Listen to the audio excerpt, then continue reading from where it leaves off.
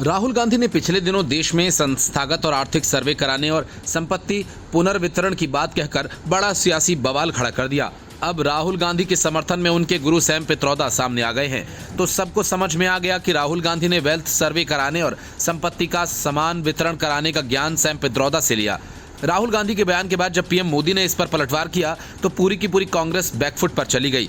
संपत्ति बंटवारे की राहुल गांधी की योजना को अपने रडार पर लेते हुए पीएम मोदी ने कहा कि कांग्रेस देश के लोगों की संपत्ति लूटना चाहती है। यह विवाद अभी थमा भी नहीं था कि कांग्रेस के नेता सैम पित्रोदा का बयान नया बवाल खड़ा कर दिया। ओवरसीज कांग्रेस के चेयरमैन सैम पित्रोदा ने कहा कि अमेरिका में विरासत पर टैक्स लगता है। यदि किसी के पास $100 मिलियन की संपत्ति है और वह मर जाता है तो उसकी 45% संपत्ति ही बच्चों को मिलती है। इसके अलावा बाकी 55% संपत्ति सरकार के पास चली जाती है।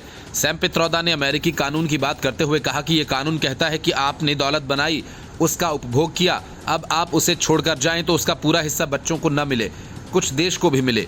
ये अच्छा कानून लगता है। भारत में ऐसा नहीं है। यदि किसी के पास 10 अरब की दौलत है और उसकी मौत हो जाती है तो उसके बच्चों को इसका परिणाम क्या होगा। लेकिन जब हम इस संपदा के पुनर्वितरण की बात करते हैं तो हम नई नीतियों की बात कर रहे हैं, ऐसी योजनाओं की बात कर रहे हैं जो जनता के हित में है। हम ऐसी स्कीम्स की बात नहीं करते जो सिर्फ देश के सुपर अमीरों के लिए ही हो। यही नहीं, राहुल गांधी की ओर से दिए गए बयान पर सवाल पूछा गया कि इसे पीएम नरेंद्र मोदी मुद्दा बना रहे हैं। इस पर सैम पित्रोदा ने कहा कि वो ये बात नहीं कर रहे हैं कि किसी की शर्ट लेकर दूसरे को दे दी जाए। यहाँ बात यह है कि कैसे संसाधनों का केंद्रीकरण होने से रोका जाए। लेकिन सैम पित्रोदा ने यह नहीं बताया कि अमेरिका में किसी के मरते ही उसकी संपत्ति का 55% हिस्सा सरकार के पास चला जाता है और ये कानून वहाँ के हर नागरिक पर लागू होता है, न कि सिर्फ सुपर अमीरों पर।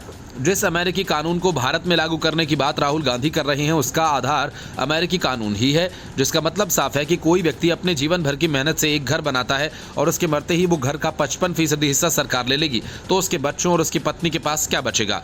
इस बड़े सवाल का जवाब न राहुल गांधी के पास है और न सैम पित्रोदा और न अन्य किसी कांग्रेसी के पास। कुछ सप्ताह पहले राहुल गांधी ने हैदराबाद में एक रैली को संबोधित करते हुए कहा था कि हमारी सरकार बनेगी तो हम संस्थागत और आर्थिक सर्वे कराएंगे। हम ये पता लगाएंगे कि देश में किसके पास कितनी दौलत है और इसके लिए नए सिरे से वितरण होगा। और उनके इसी बयान के आधार पर पीएम नरेंद्र मोदी ने राजस्थान की एक रैली में हमला बोला था। उन्होंने कहा था कि कांग्रेस आपकी दौलत उन लोगों को देना चाहती है जिनके ज्यादा बच्चे हैं। वे चाहते हैं कि हमारी माताएं बहनें अपने जेवर तक का हिसाब दें।